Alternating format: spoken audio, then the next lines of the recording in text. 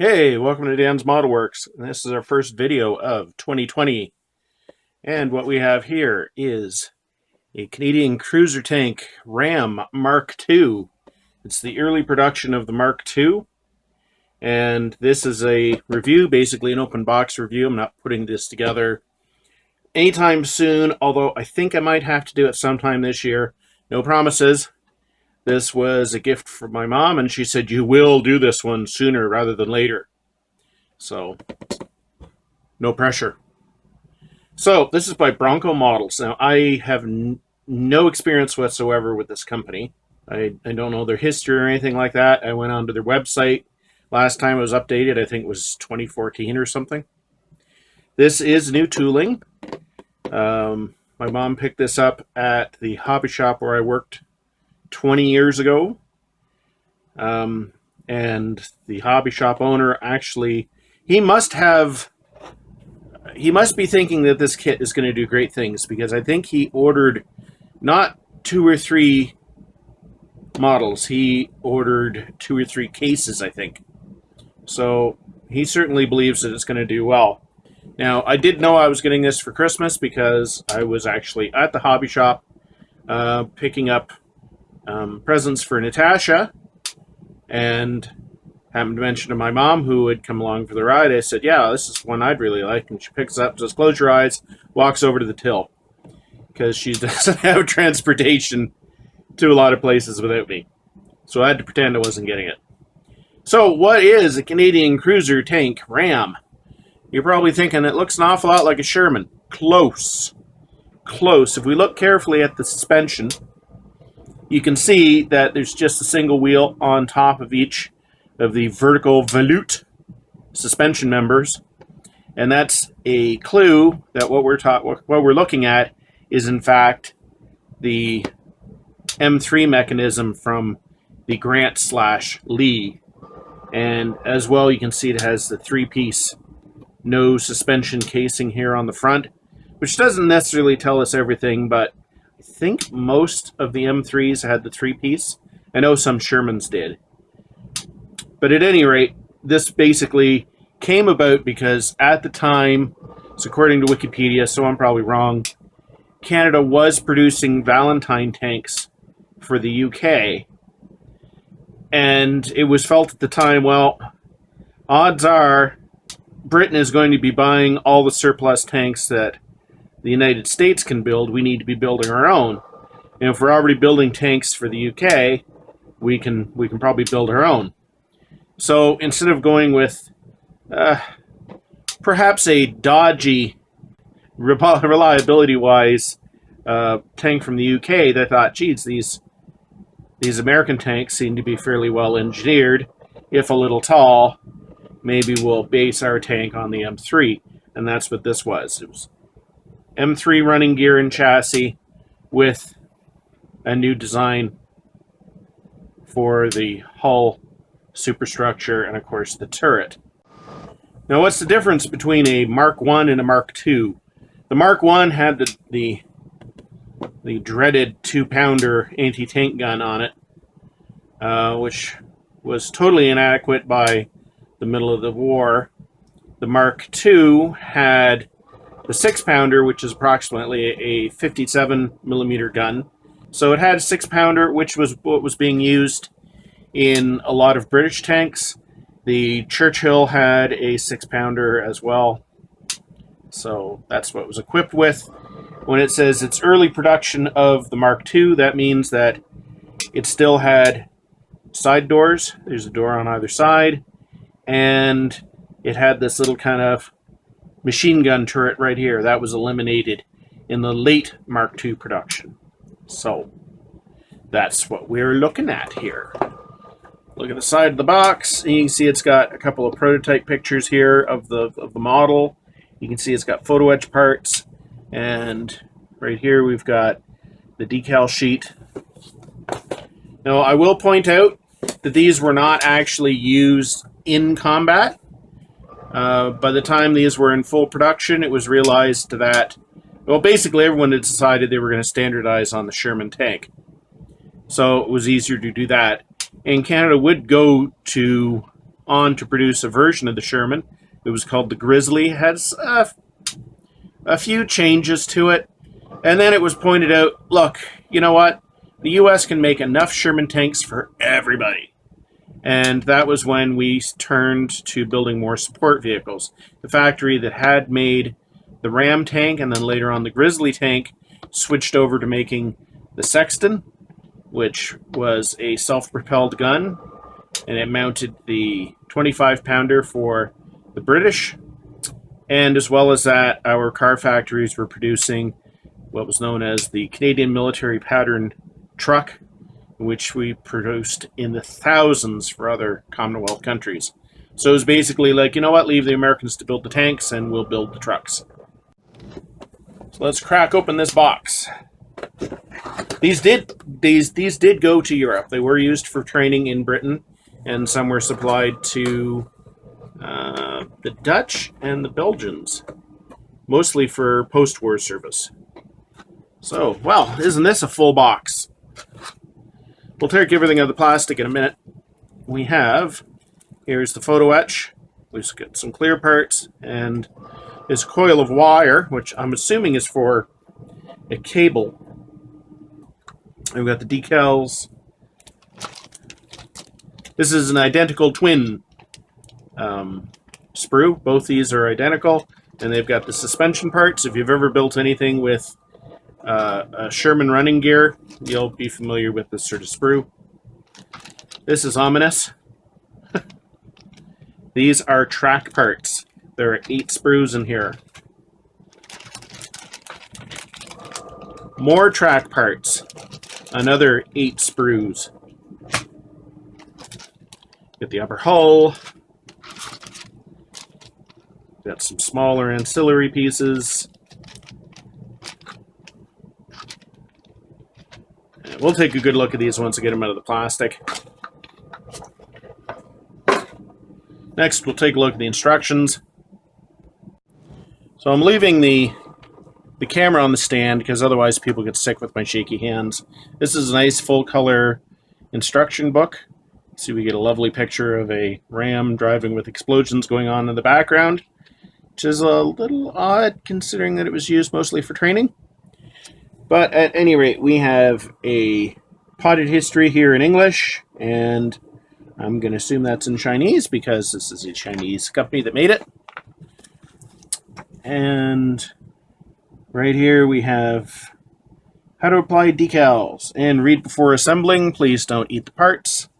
And these are the colors they figure you should need over here. Then we've got a sprue map. It says no use parts. And guess what? None of these parts are no use this part. So there you go. So what we got here is we've got the back of the hull, and then we've got our air filter assemblies. I'm assuming you build up the hull. It's not just one big box like some Tamiya kits used to be. Putting the hull together, and once again, if you've built anything based on an M3 lead chassis or a Sherman chassis, you're familiar with these. Putting together the 3 little mega motorcycles for each side. And we have the tracks. And of course, the tracks do not come like this. They come with all of these parts. How many parts make up each track link? Okay, the pad is made out of 3 pieces. And then you've got another 2 pieces here that are the links. Each set needs 84 pieces. Oh, lovely. Okay. And it says don't cement these parts. Yeah, like all that's going to remain nice and flexible. Good luck on that. So up here we've got fenders. We've got the little miniature turret going on there. And we got the sides of the hull.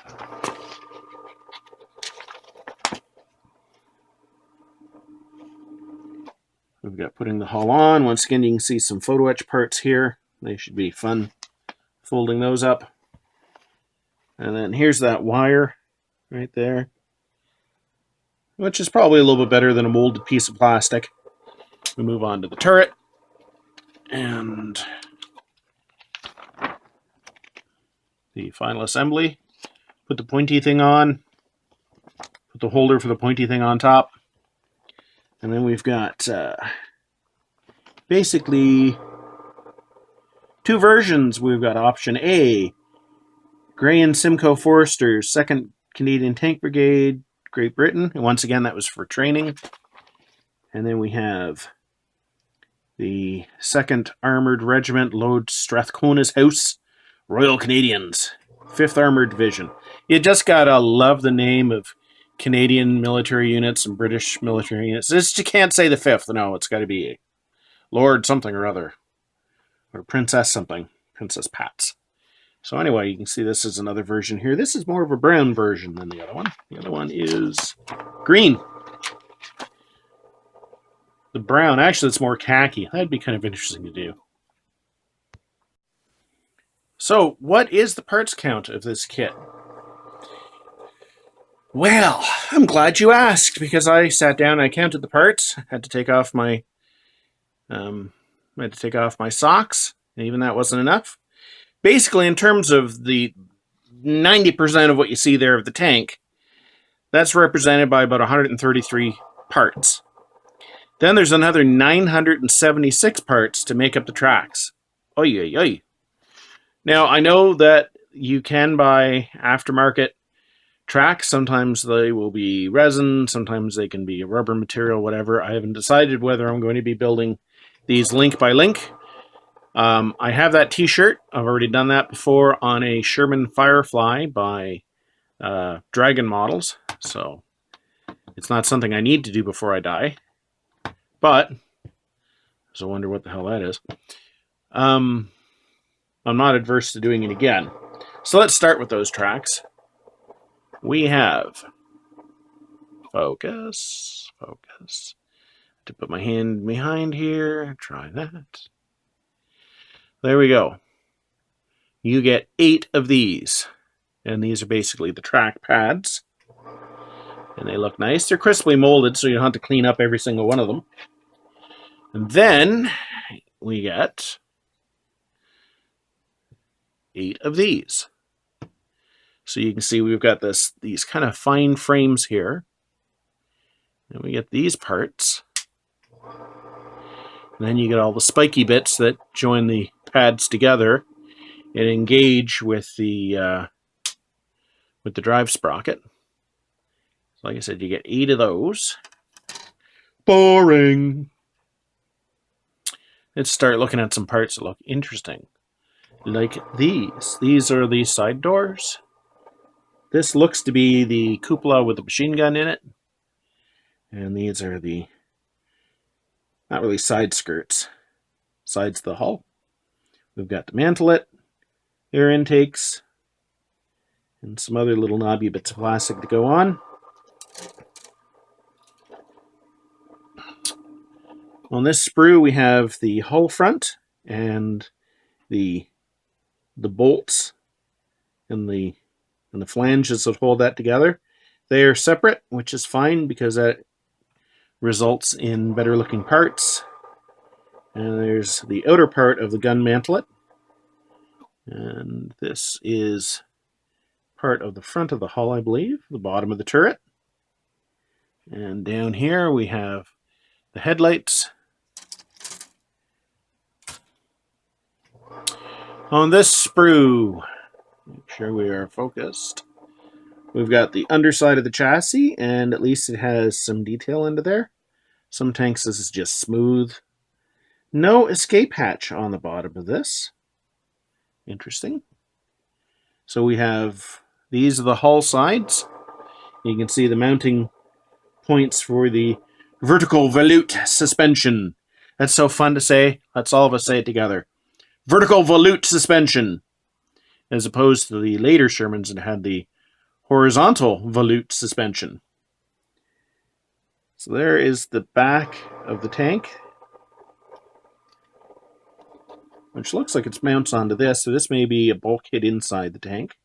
These are obviously covering the fronts of the transmission at the front, which is about to point to the box, but you can't see that. That's these little guys right here.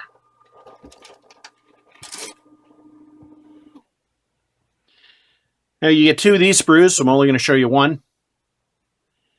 These are the parts for building our little motorcycles on each side of the hull.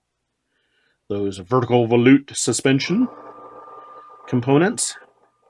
So basically, you got each one of these sprues will build 3 parts, and you got to do that twice for 6. So I'm not going to bother showing the other one. I'm not liking that. This a little bit of a bend got into this, and it's bent the teeth. But otherwise, these parts are really, really crisp. Like, I haven't seen a single piece of flash yet.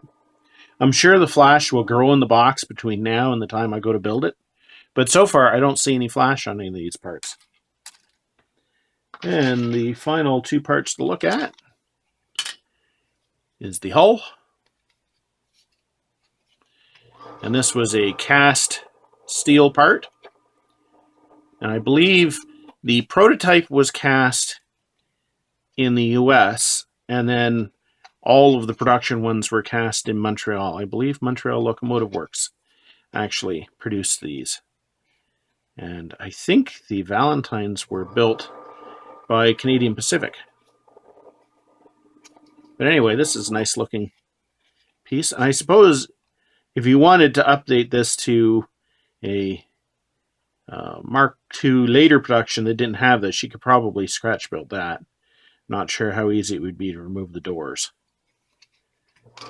And finally, we have the turret. A little bit smaller than a Sherman turret. Although I would imagine there was space in there for the radio because the British insisted upon having their radios in the turret. I haven't seen a single part in here that I've looked at and said, well, that's kind of a disappointment. So I think it's a pretty good product. Looking forward to building it. I don't know when. It will not be next week.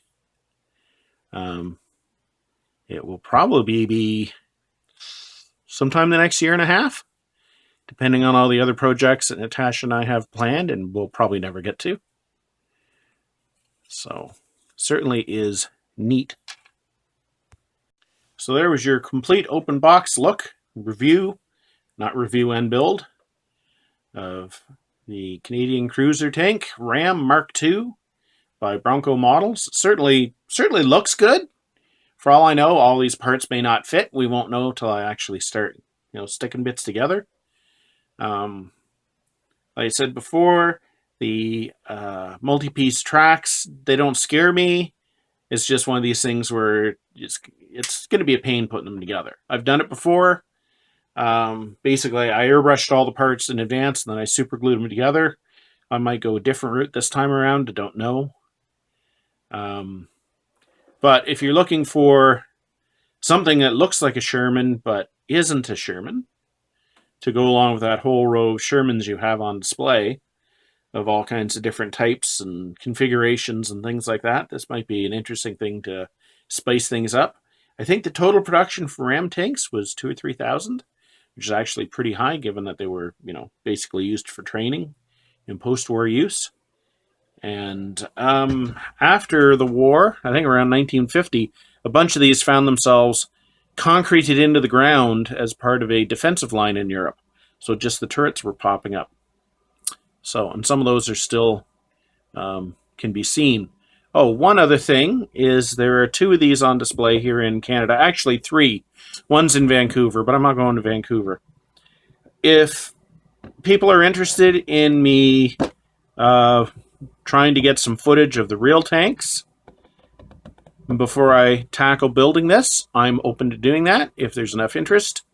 Basically, there is one in CFB Borden, which is up in the Simcoe area, and the other one is in my old stomping grounds in Ottawa at the Canadian War Museum. I don't know how accessible either one of those is, but are people interested in me actually going and filming the real article sitting there? Anyone's interested in that, let me know, and I'll try to put it on my field trip list for this year.